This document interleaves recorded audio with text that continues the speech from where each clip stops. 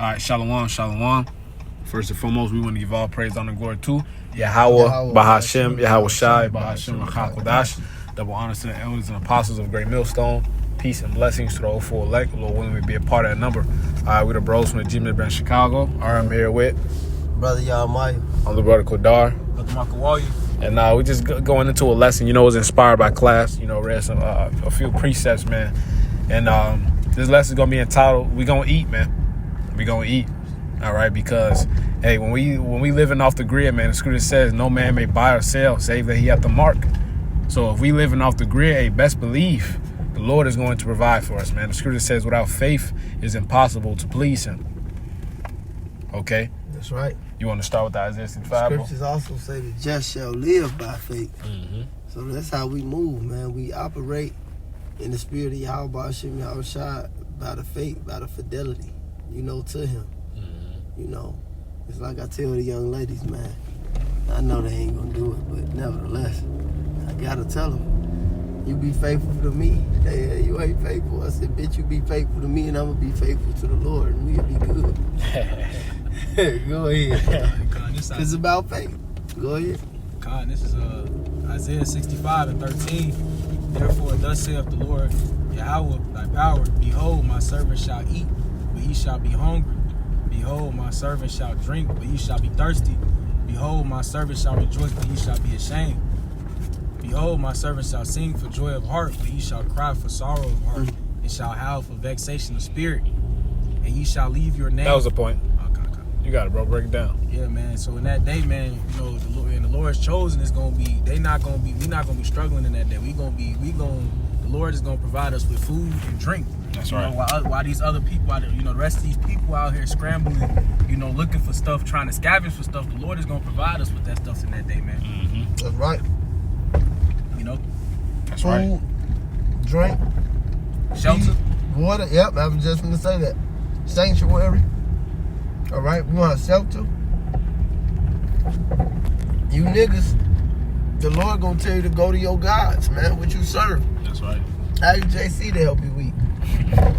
Allah. I was just gonna say, ask Shmalai. You know, to provide a shelter for you when there's no heat, no hot water, and it's dead in the middle of winter. Mm-hmm. And you out here with your kid. You out here with a brother. You know, you out with your baby mama. It's gonna get real, man. Famine is coming. Siege is coming. All right? Blackouts and power shortages and outages is coming. It's a lot of chaos coming to reprove the wicked deeds of Mystery Babylon the Great and the niggers therein. That's right. You want that Kings, brother? Yeah, Bible show. All right. This is 1 Kings 19:1. It reads, and Ahab told Jezebel that all that Elijah had done, and how withal he had slain all the prophets with the sword. Then Jezebel sent the messenger unto Elijah, saying, so let the gods do to me, and more so, if I make not thy life as the life of one of them by tomorrow about this day. So it said, and when he saw that, he arose and went for his life and came to Beersheba, which belonged to Judah, and his servants there. But he himself went a day's journey into the wilderness and came and sat down under a juniper tree and requested for himself that he might die, and said, it is enough. All right, he was he was in his feelings, so to speak. Yeah. All right, that's how to say it. That's the right word for it. It says, now, O Yahweh, take away my life, for I am not better than my father. So he was in his feelings, man. He was heated. He was feeling some type of way, so forth and so on. All right. It said, as he lay and slept under a juniper tree, behold, an angel touched him and said unto him, arise and eat. And he looked, and behold, there was a cake baking on the clothes, and the curse of water at his head. And he did eat and drink and lay down again. And the angel came a second time and touched him and said, arise and eat, because the journey is too great for thee. So the Lord will show you, no matter what, he can provide for you, however he want. Mm-hmm. Behold, my servant shall eat. It said, he arose and ate and drank and went into strength of that meat 40 days and 40 nights into Horeb at the mount of Yahweh. You see that? That's mighty. So he off that.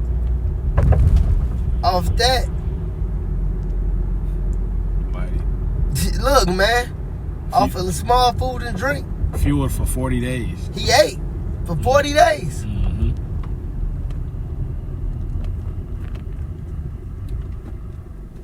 Man, that's so mighty, bro. All right. It's verse 5 again. It says, and he slept under the juniper tree. Then an angel touched him and said unto him, arise and eat. And like I said, he went under the tree. He was heated. He was in his feelings. All right, he felt something. He like, fuck, man. So he finds some sanctuary.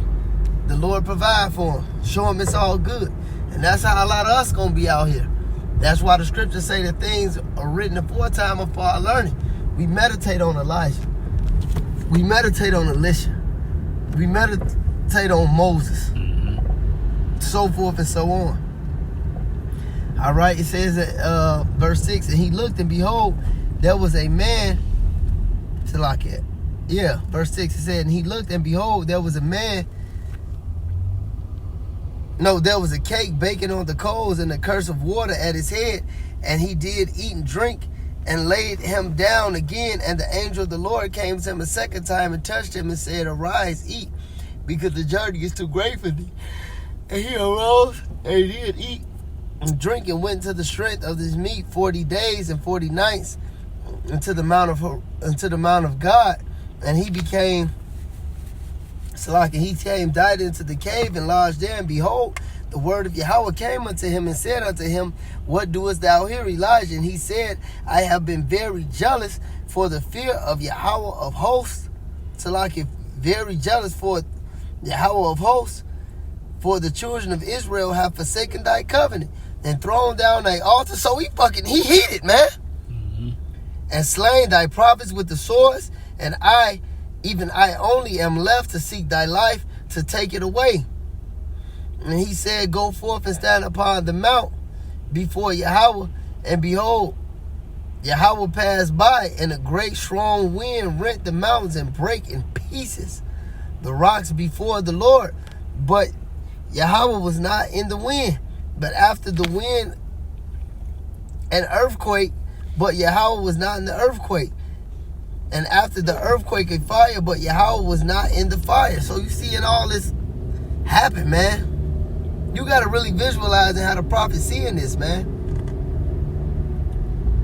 It's a lot of this big ass thing turn. Catch this verse.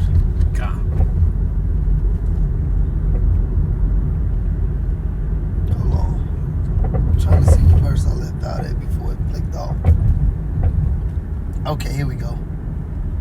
It's verse 11, 1 Kings 19 and 11. It says, and he said unto me, stand up there upon the mount before Yahweh, and behold, Yahweh passed by, and a great strong wind rent the mountains and brake in pieces the rocks before the Lord.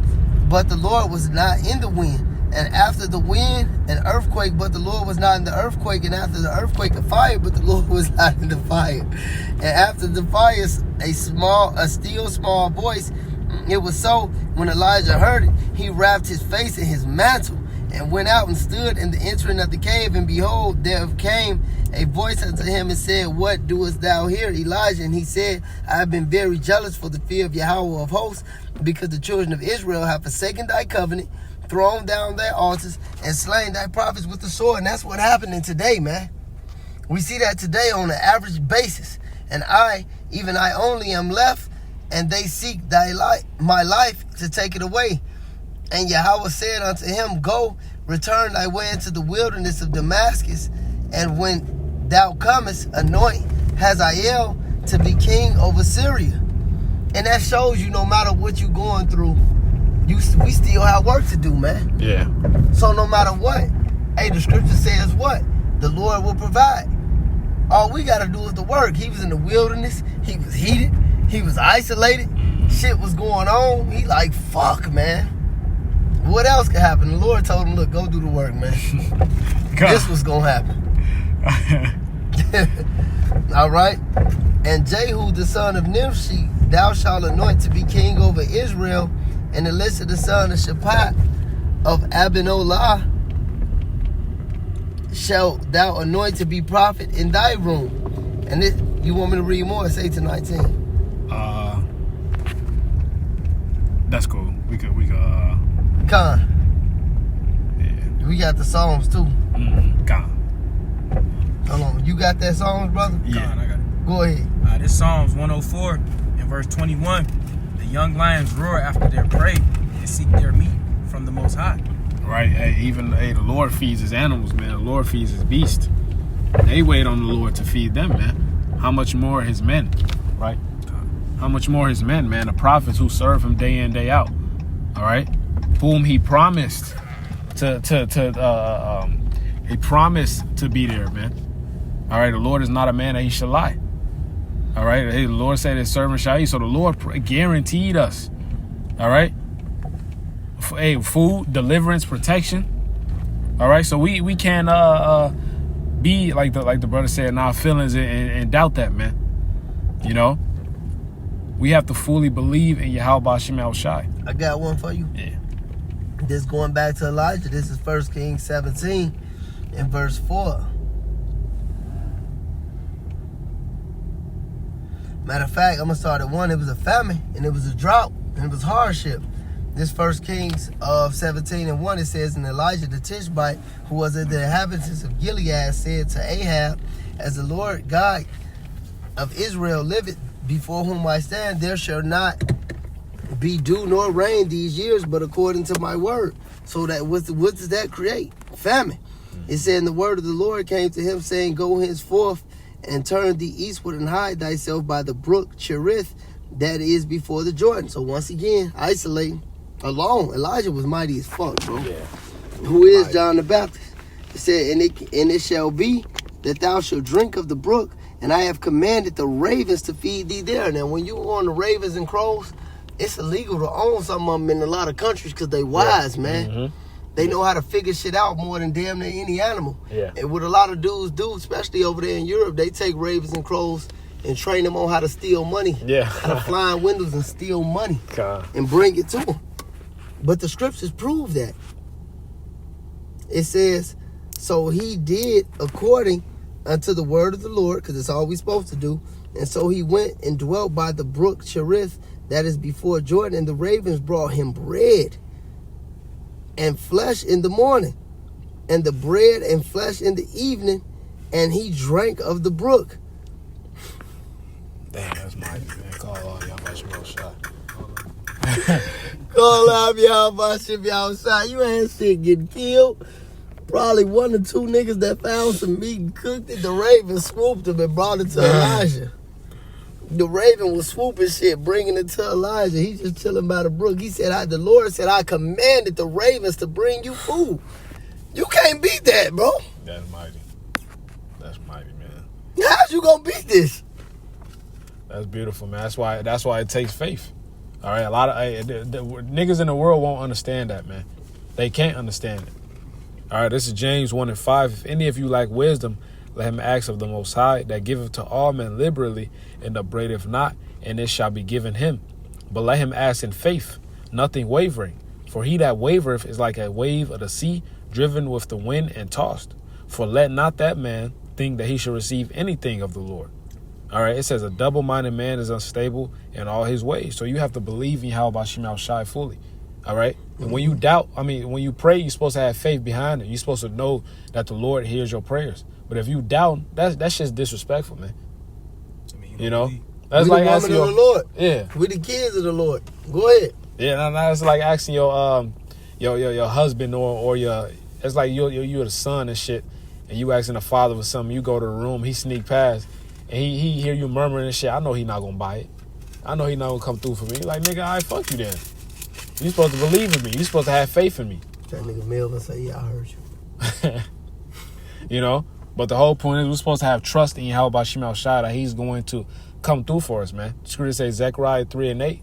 All right, wait ye upon me till I rise up to the prey. So that's what we got, the game plan already, man. Trust and believe in it. You know, and the game rewards, man. You know, hey, we got the best position right now. That's right. I got one more. You ever bring out that Psalms? Yeah, I brought it up. This is let me find this real quick.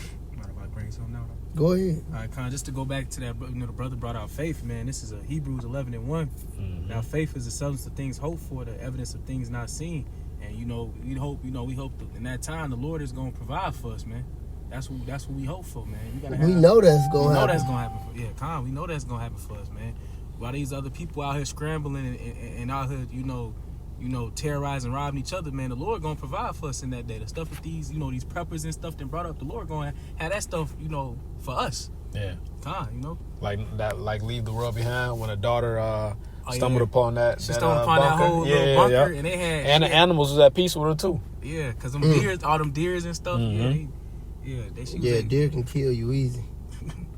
I ain't even gonna hold you. Yeah. See what that shit do to a car. God. Yeah. I seen the deer stomp the shit out of a dog. It was a Rockwell or something. One of them dogs were loud. Gotta have a quick one if you did. Go ahead. This Bell and the Dragon 1:30. Now when the king saw that they pressed him sore, being constrained, he delivered Daniel unto them. The spirit, we brought this out in class. It said, who cast him into the lion's den, where he was 6 days. In the den there were 7 lions, and they had given them every day 2 carcasses and 2 sheep, which then were not given to them, to the intent that they might devour Daniel. All right, so they fed the lions twice a day. All right. But they left them starving on purpose, so to the intent that they could eat up Daniel, man. Mm-hmm. Try to set him up. Verse 33. Now there was in Jewry a prophet called Habakkuk, who had made pottage and had broken bread in a bowl and was going into the field for to bring it to the reapers. But the angel of the Lord said unto Habakkuk, go carry the dinner that thou hast into Babylon unto Daniel, who is in the lion's den. So where the fuck is that?